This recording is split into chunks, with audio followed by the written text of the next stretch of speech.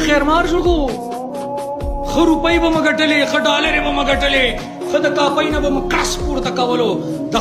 ملګرو د شهسوار ښځه چې کوم سوشل میډیا ته قدم ایښی دی د هغې نه پس د پښتنو کوم ریاکشن چې دی یو ځل بیا ډېر زیات تیز شوی دی او خلک ورته په کنځلو رد بد ویلو باندې بیا شروع کړې ده.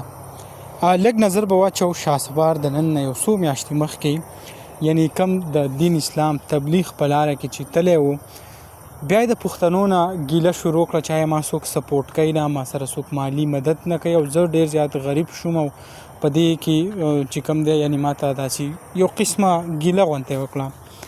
د هغې نه پس بیا داسې وشو چې شهسوار هغه هر څه لرې کړو او خپله کومه ګیره او یا د دین اسلام سره کم ریلیټډ کم کارونه چې کول هغه هر څه یې پرېښوده.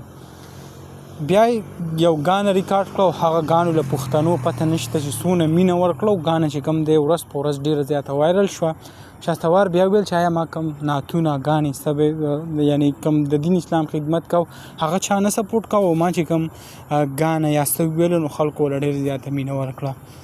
د هغې نه پس شهسوار دونه زیات دغه شو چې اوس یې خپله د کور کم کور ودان چې د هغې هم سوشل میډیا ته راویسته او په هغې باندې هم ګانې ویل شروع کړو.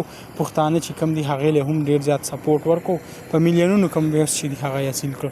اوس دې کې غلطي د شهسوار نه بلکې غلطي چې کوم ده هغه زمونږ د پښتنو ده، زمونږ د ټولو ده چې مونږ د هغې د ویډیو دونه سپورټ ورکړو، د هغې کوم بد کار چې وي هغه مونږ دونه ښه وستایو چې هغه داسې روان شي. به هر حال څه چې روان دي ډېر زیات بد روان دي. الله تعالی دې خیر رفیق کړي. دغه ویډیو به تاسو سره هم شریک کړه انشاءالله. بل ویډیو کې مې لایک کړو. الله حافظ.